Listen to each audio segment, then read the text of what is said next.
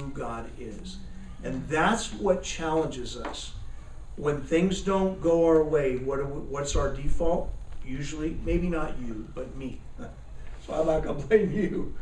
But my temptation is to question what? God's goodness, right? God's care, God's love for me, right? That's easy enough to do. And I'm being a little facetious, tongue-in-cheek. I'd say most people do that, right? Non-Christians and Christians. It didn't work out this way for me. Therefore, why? Because subconsciously you're saying God's sovereign, God can do anything, then why didn't he do this for me? So then you got the evil one coming, right? And we can't minimize that because he's always trying to question God's goodness. That's what he did with Adam and Eve. Did God really say? Because the first time he spoke, and what did he do? He didn't directly oppose, he just brought a question in. See, the question. And he did that with Jesus. That's what's stunning. If you're the Son of God.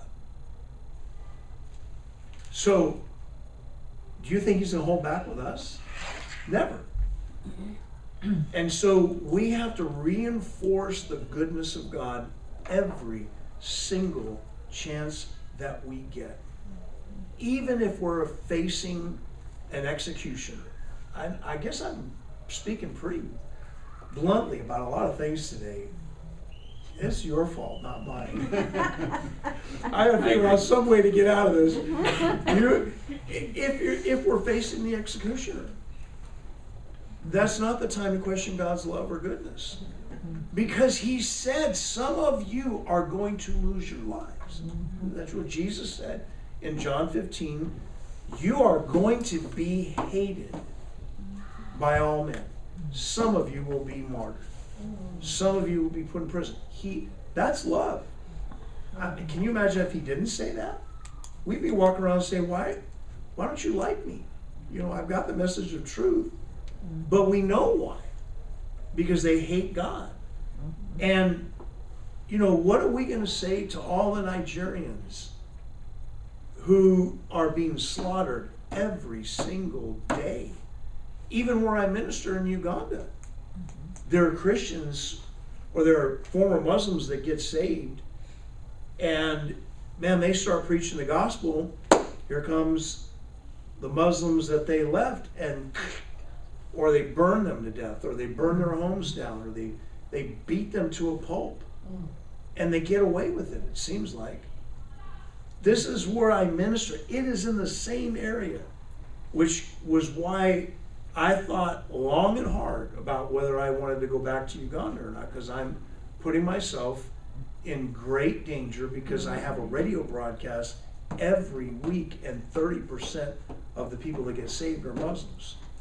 So guess what? Here I am, and I went and everything worked out fine.